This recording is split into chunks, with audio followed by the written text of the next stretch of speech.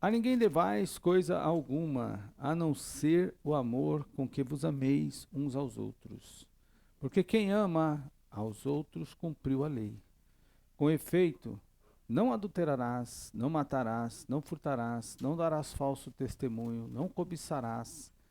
E se há algum outro mandamento, tudo nesta palavra se resume: amarás o teu próximo como a ti mesmo.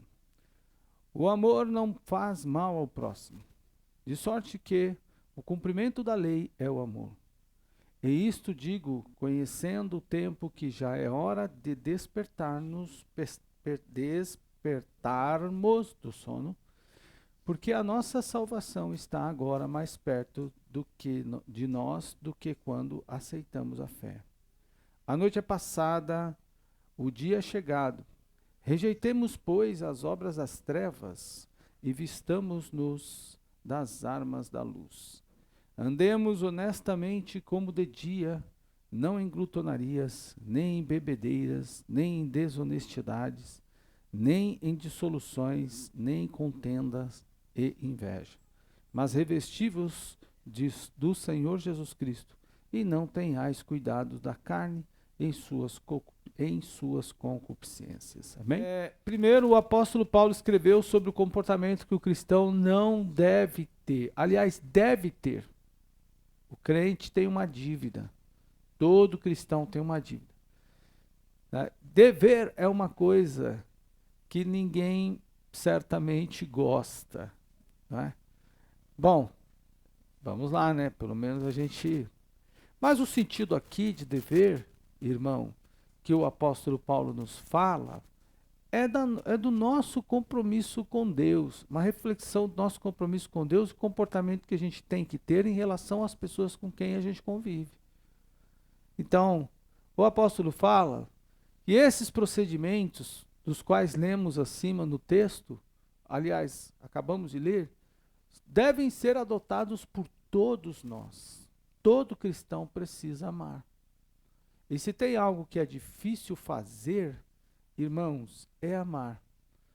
Amar parece que em alguns momentos é quase uma tarefa, se torna uma tarefa quase impossível. Porque tem pessoas que no nosso entendimento, às vezes a gente nem sabe que nós mesmos somos assim, nos diz pela sua forma de vida, sua reação, seu jeito para conosco, que eu não quero o seu amor. Mais ou menos ela está dizendo assim, eu não quero que você me ame. Quero que você me odeie, vamos falar assim, que a oposição do amor é ódio, não é? Então, é desse texto que nós vamos extrair algumas lições para esta noite e tentar confrontar com a nossa relação diária, com o nosso dia a dia, do texto do apóstolo Paulo. Eu espero em Deus que a mensagem de hoje confronte seu modo de pensar, de agir, de tratar as pessoas, e que o meu também, e que estabeleça um parâmetro para nós e que nos coloque num caminho, ou no caminho, não, num caminho não, no caminho que Deus realmente quer para nós. Deus quer que a gente ame as pessoas. E essa não é uma tarefa fácil. De antemão, amar o próximo não é uma tarefa fácil, mas é preciso. Quando a gente pensa em amar, nós pensamos, podemos falar de amor de Deus para com o homem, não é? Amor que se entrega, amor que se dá, amor que se doa. Podemos pensar no amor de pessoas ligadas, de pessoas para pessoas, de um homem para mulher, de pai para filho. Esse amor está no campo fraternal, no campo das relações fraternais. Aliás, eu coloquei um aqui que não estava. E podemos pensar, vou retirar, né? Eu disse que o amor de um homem para com a mulher. Não, amor de um homem para com a mulher não está no campo do fraternal. Está no terceiro campo, que é o amor eros, que é o campo de um homem para com uma mulher, da mulher para com o homem. São três tipos, no mínimo, que a gente pode falar. Pensar. O amor de Deus para conosco. O amor de uma pessoa para com outra, de pai para filho, por exemplo. De irmão para irmão. E o amor de um homem para com uma mulher. são diferentes. Um indivíduo que amar o seu filho ou a sua filha da mesma forma que ele ama a sua mulher, ele tem problemas. Não é? Porque isso vai resultar em incesto. Isso vai resultar em incesto. Então não acontece. Você não ama quem tem filho, você não ama a sua filha, o seu filho, como você ama o seu marido, a sua esposa. São diferentes. Esse tipo de amor é diferente. E a Bíblia separa isso muito bem. Mas de toda forma a gente tem que amar. O apóstolo Pedro, ainda quando o discípulo cometeu um erro, ele disse assim: eu te amo, Senhor. Darei a minha vida por ti. Quando ele disse assim, Jesus estava pregando, Jesus estava falando sobre a sua morte. Pedro disse assim: darei a minha vida por ti. Na verdade, Pedro disse: eu te amo. Porque eu vou dar a minha vida por ti, dar até a morte. Jesus falou: ah, é? Lá em João, no finalzinho do livro, Jesus chama Pedro para uma conversa e diz assim: Pedro, apacenta. Tu ama-me? Tu me ama mesmo? Aí Pedro disse: tu sabes que te amo. Na verdade, Pedro não estava dizendo assim: oh, claro que te amo. Não. Pedro estava dizendo assim: o Senhor sabe como eu te amo. E como foi o amor de Pedro? Foi o amor que negou. Porque Pedro disse: darei a minha vida a ti, por ti, eu te amo. Em outras palavras, ele disse isso. Mas quando teve que dar a vida, ou pelo menos negar, afirmar que amava a Deus lá naquela hora do julgamento, Pedro negou. Jesus cobrou depois isso. E Pedro disse: tu sabes como. Você sabe como, em outras palavras, vamos parafrasear. O Senhor sabe como é o meu amor para contigo. O meu amor é falho. O meu amor não foi capaz. Eu não fui capaz de cumprir o que eu disse. No campo das relações sociais, irmãos, que aqui nós temos relações sociais também. Aqui os irmãos fazem amizade, arrumam um emprego, entregam um currículo, ensinam. A gente tem relações sociais aqui dentro da igreja. Nós também precisamos amar as pessoas. E não é uma tarefa fácil, porque cada um de nós aqui temos comportamentos diferentes. Agimos de forma diferente em relação a determinadas questões. E às vezes, irmão, não temos a paciência de separar o indivíduo da ação. Achamos que uma ação reflete todo o indivíduo. Por exemplo, a igreja é uma bênção. Eu vou citar um exemplo. E eu me lembro de um caso aqui. E vou recuperar exatamente esse caso, mas não vou dizer nomes. Tínhamos aqui uma família que passava por determinada dificuldade. Ela foi uma bênção enquanto esteve aqui conosco. E tinha outra família que atendia esta irmã, a esta família, de forma extraordinária. Era um atendimento fora do comum. A igreja, representada pela família que a ajudava, levava essa irmã ao hospital, filho, filha, dava toda a atenção, fazia a compra, ia buscar no mercado. Tinha uma atenção fora do comum, já que ela não tinha esses recursos. Então, uma família, pela relação social, atendia esta irmã de forma extraordinária desse jeito. Certa vez, quando esta irmã, né, que não tinha, por exemplo, o recurso, precisou de um determinado atendimento da família que auxiliava e que a família não pôde auxiliar por outra razão, então eu me lembro de que isso causou uma certa frustração na determinada irmã, e ela teceu um comentário a mim, dizendo assim: a igreja que diz que ama, não ama. Algo mais ou menos assim. Então eu pensei exatamente, por que a nossa irmã não pôde buscar no hospital ou levar? Vou criar aqui uma ideia. Então a igreja não ama mais? A igreja fala de amor e não faz?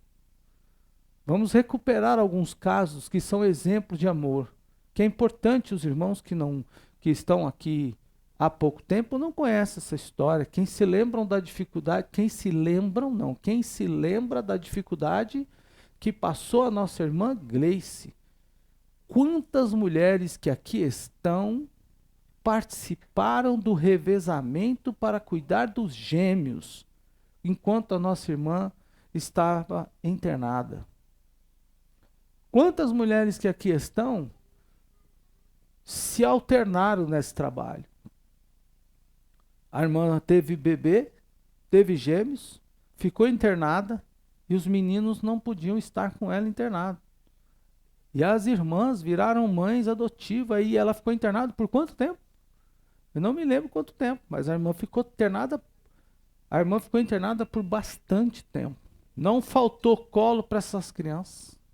Não faltou carinho, cuidado, e não faltou leite, porque outra irmã que estava amamentando aqui também naquele dia, também amamentou aqueles meninos. Isso aconteceu. Então, às vezes a pessoa toma uma parte, julga um todo, né? Por uma parte ela condena um todo. E a igreja é uma bênção. Os irmãos são uma bênção. Porque, irmãos, do pouco que a gente tem, a gente reparte entre os irmãos. Então tem irmão, por exemplo, que não consegue escrever, mas tem irmão que do pouco, a sua forma de amar, ensina esse irmão a escrever. Alfabetiza esse irmão. Isso é amor. E como é que a gente pensa isso? Às vezes, por alguma razão, e eu me lembro dessa mesma, voltando à questão dessa mesma irmã, quando ela disse assim, eu vou sair dessa igreja. Eu disse, ok. A senhora deve pensar que a igreja te atende muito mais do que a crise que a senhora passou por não ter ninguém que te buscasse. E aí ela ficou pensando, mas mesmo assim foi embora. Então a igreja é um ambiente social em que as pessoas se amam também, mas elas têm problemas. E nós estamos aqui em busca da graça de Deus, que vai a cada dia mudando o nosso comportamento. Quem aqui pode dizer que não erra? Quem aqui pode dizer que não é falho? Que não falha? E é nessa relação também que precisamos ter amor. Mas o amor é uma dívida que o apóstolo Paulo está colocando aqui para nós. Mas, de certo modo, irmão, eu quero voltar um pouquinho com vocês o texto para dizer como o apóstolo, porque ele vem numa sequência do texto. O capítulo 13 é uma sequência do 12. E o 12, no verso 9, ele diz assim, vamos ver como Paulo diz para não amar, ou característica daquilo que não é amor, ou como o amor não deve ser. Capítulo 12, versículo 9. Que ele diz assim, o amor não seja não fingido. Então, gente que finge. O amor, aborrecei o mal e apegais ao bem. Vamos inverter a sentença. Como assim, pastor? Como esse amor não deve ser? Primeiro vou ler o texto, depois inverter a sentença. O amor seja não fingido, aborrecei o mal, apegai-vos ao bem, amai-vos cordialmente uns aos outros com amor fraternal. Amar a Joyce, amar o irmão. Mateus hoje disse para Joyce, não sei o que ele queria cantar, queria que você cantasse alguma coisa. Ele olhou assim, ela falou assim, hoje não, ela olhou assim, cadê Mateus? Tá ali. Ele olhou para ela, olhou para mim e falou assim, atrevida. Não é? Porque ela disse que não queria cantar com ele hoje. Mas cantou, né, Mateus? Glória a Deus. Amém. Então, que não seja fingido, preferindo-vos em honra uns aos outros.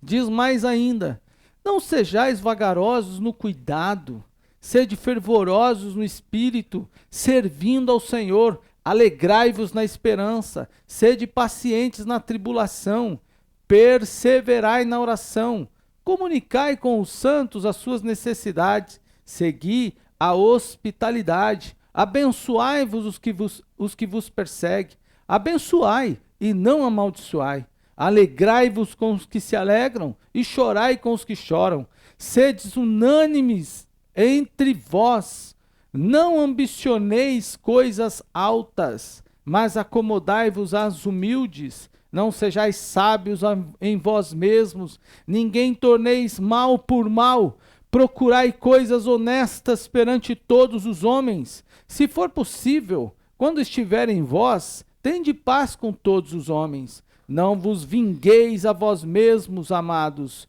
mas dai lugar à ira, porque está escrito: minha é a vingança, eu recompensarei, diz o Senhor. Portanto, se o teu inimigo tiver fome, dá-lhe de comer, se tiver sede, dá-lhe de beber, porque fazendo isto, amontoará brasas de fogo sobre a sua cabeça. Não deixe-se vencer pelo mal, mas vença o mal com o bem.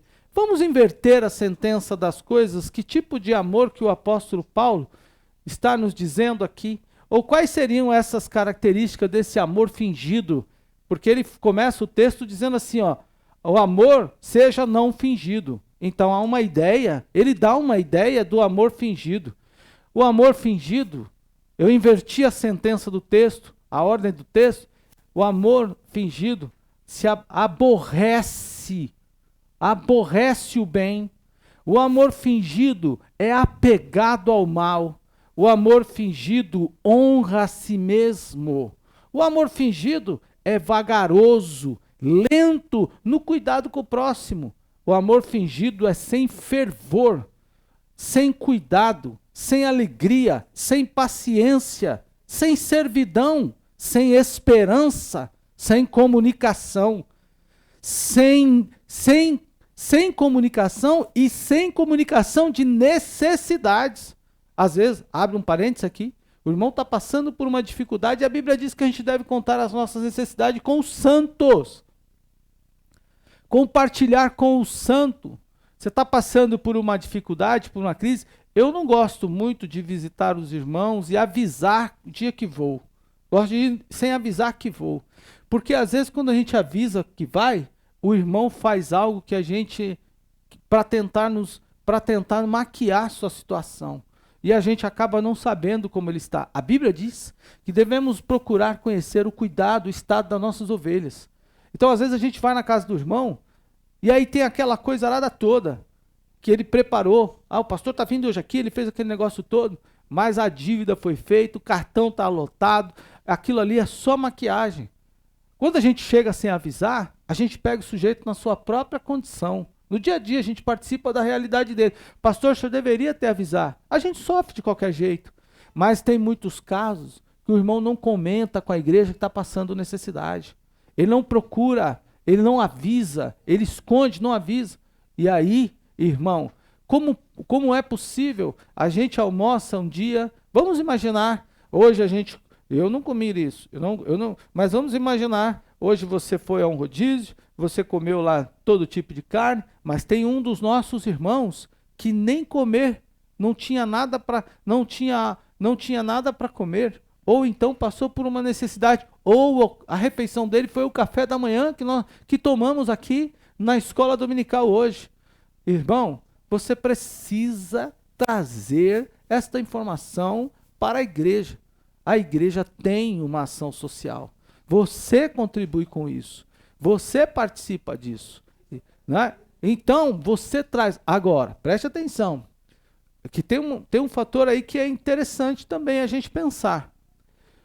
Não é porque a igreja tem que você vai sair dizendo às pessoas que você vê na rua, vai lá na igreja que eu vou te dar uma cesta básica. Não funciona assim. A Bíblia diz que a gente tem que atender a necessidade dos santos. Não é? Primeiro, vamos atender aqui os santos, a igreja. Então, o amor fingido não comunica, isso é orgulho. Ah, estou passando por uma provação aqui, mas eu não compartilho com ninguém. Você tem a igreja. A igreja não resolverá o problema de todo mundo, até porque ninguém vai ficar toda a vida no problema a vida toda. Mas a igreja corre para te socorrer.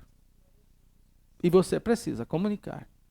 O amor fingido não comunica, ele é sem comunicação e sem a comunicação das necessidades. O amor fingido é sem provisão, não provê. O amor fingido persegue. O amor fingido não tem hospitalidade. Eu só inverti aqui o texto do apóstolo. O amor fingido não tem empatia, não se alegra com os que se alegram e nem chora com os que choram. A menina está internada lá, e daí? Ah lá, o menino sofreu um acidente, e daí?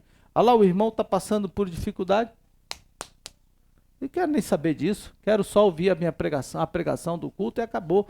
Não, amor fingido se alegra com os que se alegram, sorri com os que estão sorrindo, né? E chora com os que choram. Então, esta é a igreja. O amor fingido é vingativo. Irmão, deixa a vingança para Deus. A vingança não é do homem, não é nossa. Se você for injustiçado, vá à justiça, mas a vingança é de Deus. A vingança é para Deus, não se envolva com isso. Ah, pastor, eu tenho dificuldade com essa questão. Ok, então busque a Deus graça para que você se livre disso. A vingança às vezes quer tomar conta de nós mesmos, mas precisamos entender que a Bíblia diz que o amor não é vingativo.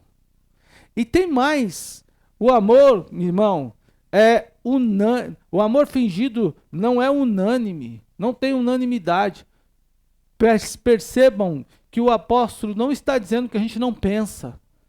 Cada um de nós aqui tem um pensamento diferente sobre a igreja, sobre o culto, sobre tudo que estamos ofertando a Deus esta noite. Cada um de nós temos pensamentos diferentes. Você tem pensamento diferente sobre as coisas. Unanimidade não exclui a sua capacidade de pensar. Você tem a possibilidade de pensar. Eu estou pregando e você pode concordar ou discordar da minha pregação.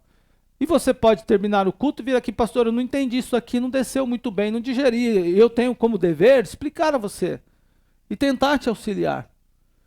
Você não é marionete de ninguém. Deus deu a capacidade de a gente pensar. Nos deu a habilidade para pensar. Agora, quando se fala de unanimidade, a gente entra em acordo por determinados propósitos. E aí, irmão, esse sentido, ser unânime, não significa dizer que nós não pensamos, que a gente não tem essa capacidade. O amor fingido não tem cruz, não renuncia, não sofre. Amor sem cruz não há sofrimento, não há renúncia. A Bíblia diz que cada um tome a sua cruz e siga-me.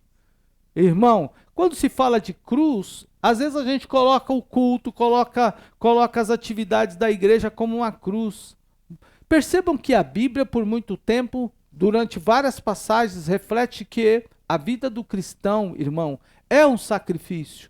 Em alguns momentos, até vergonha para a comunidade. A sociedade, parte da sociedade, tem o seu estilo de vida como uma vergonha. Nossa, mas os crentes... E agora, ainda mais nesses dias, lá chegaram... Vixe, chegou os crentes. Ainda tem aqueles que torcem o nariz. Chegou o crente. Amor, irmão, eu me lembro do indivíduo que estava me provocando, para quem não sabe, eu estava atendendo um cliente.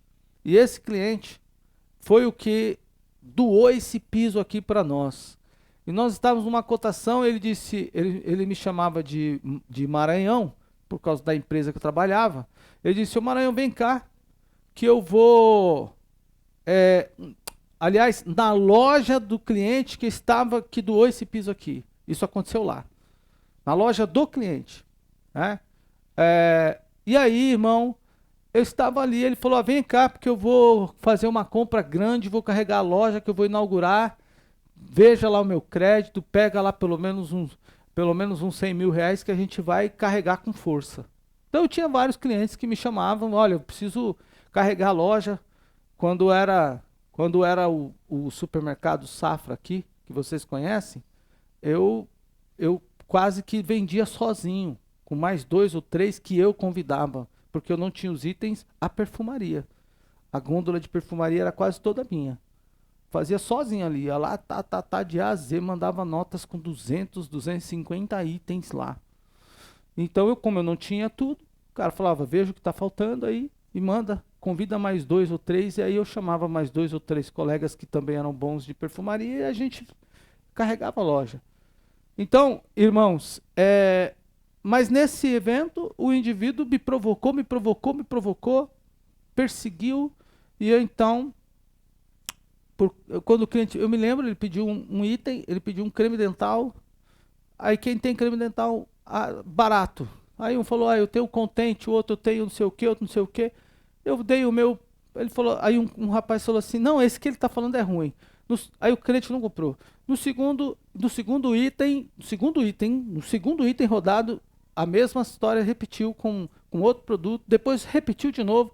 Eu fechei o meu equipamento, e falei, eu vou embora, porque esse rapaz já está me irritando, já é a terceira vez. Você não está nem pedindo preço, você está pedindo produto. Manda um, manda um, manda um, manda um. E ele parece que não quer que eu venda. Então, como o indivíduo não quer que eu venda, eu vou sair daqui porque eu estou nervoso já. E se eu ficar aqui, um de nós dois não vai descer. Não é? Um de nós dois vamos pular a janela. E eu vou perder a minha paz. Eu sou crente. E para eu perder a minha fé, eu não vou perder a graça de Deus por pouca coisa. Isso aqui é bobagem. E aí as pessoas, não, falei nesse tom assim. A pessoa, deixa disso, pastor, não, fiquem tranquilos, eu estou bem. Eu não preciso vender com ele, deixa ele vender.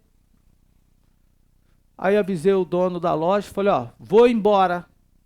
Quando então, depois você me chama, eu venho e faço as faltas. No sábado de manhã, a loja seria inaugurada, acho que na segunda-feira, eu não me lembro.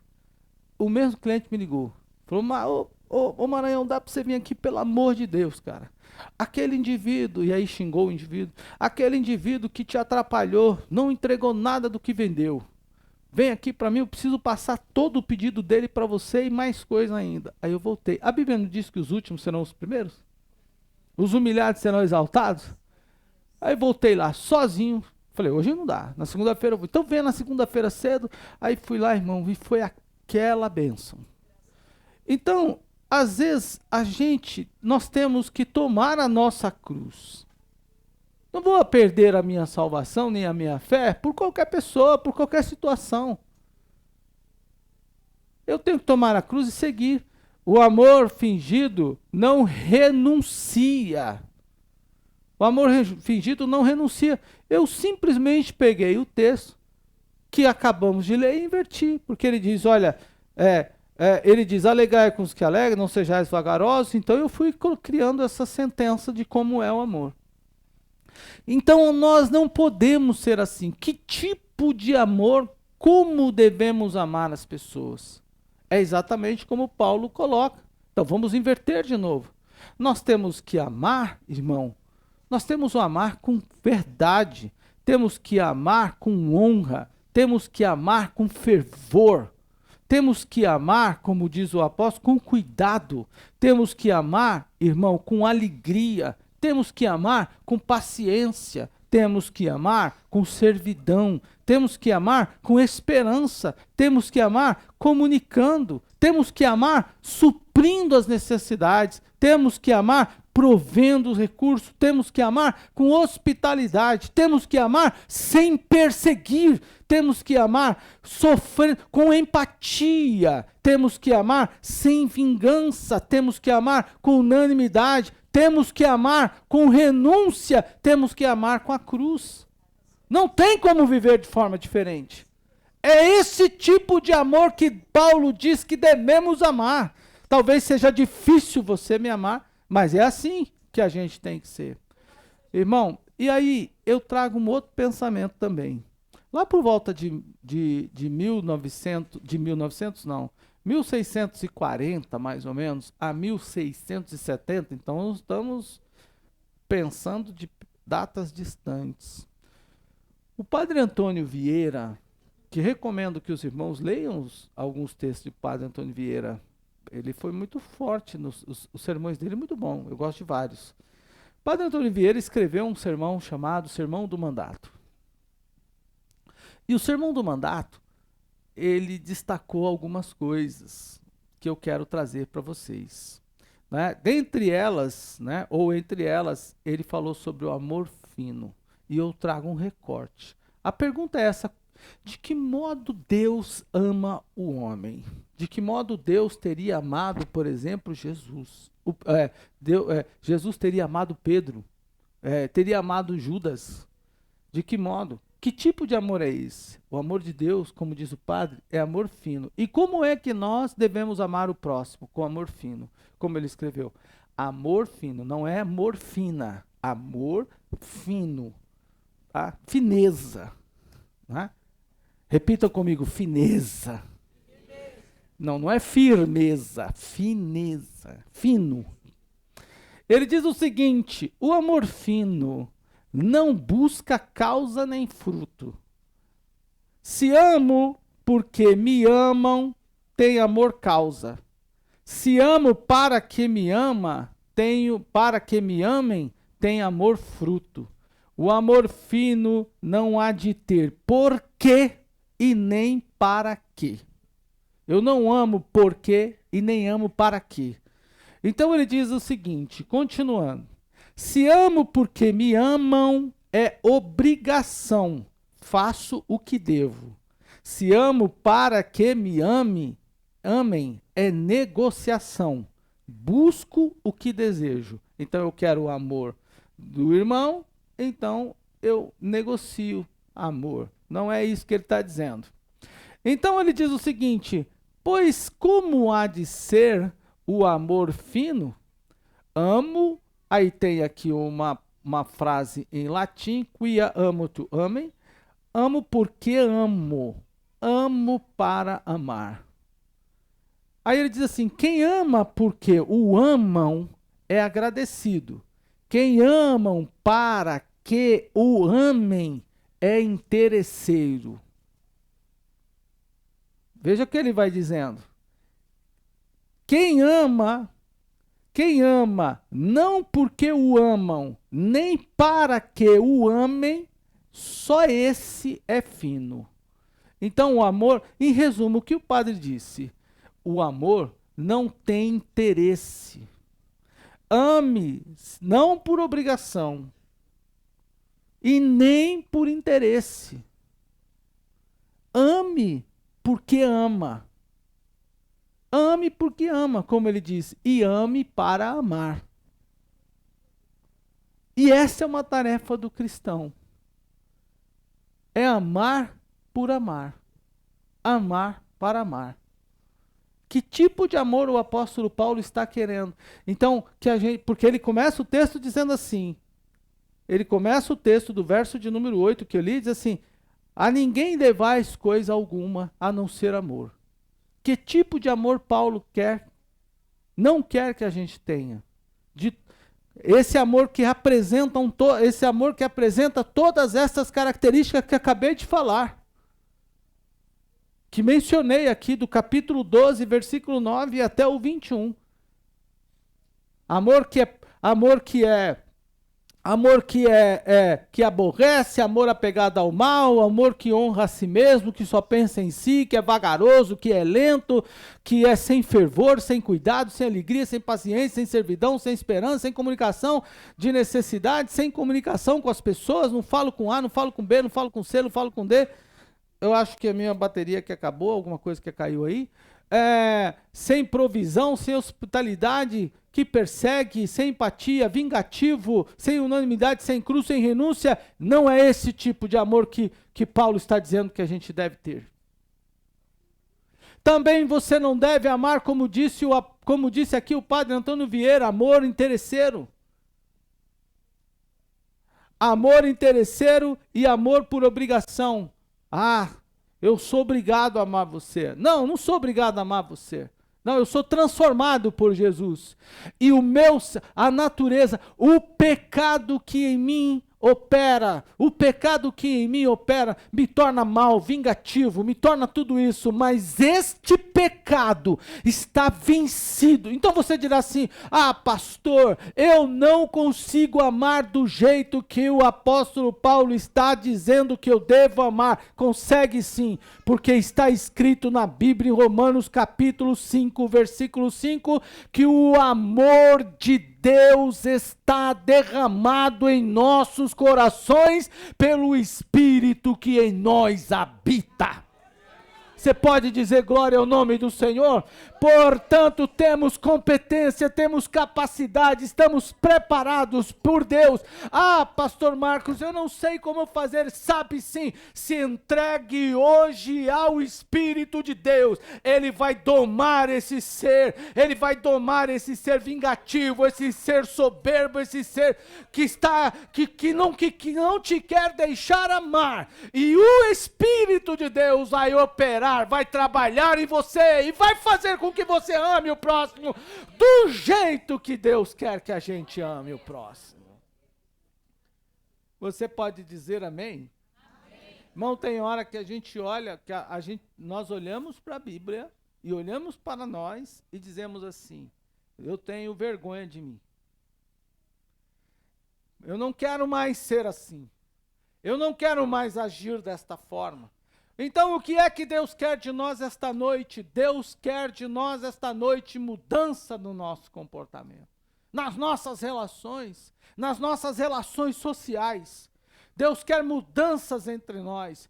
Tudo aquilo que não é amor, tudo aquilo que não faz parte do plano de Deus, revelado nas Escrituras, pelo Espírito de Deus, que hoje nós deixamos Ele retirar de nós. Nós não cantamos: purifica-me, Senhor, santifica-me, Senhor, limpa-me, Senhor, lava-me, Senhor. Não cantamos assim. Então deixe que o Espírito Santo mude você e a mim. Ele vai pegar a sua natureza, e o meu também. Ele vai pegar a nossa natureza, o nosso gênio, o nosso modo de pensar e vai domar isso para a glória dele e encher-nos do seu amor e da sua bondade. Amado irmão, quantos creem que o Espírito de Deus está sobre você? Diga glória ao Senhor.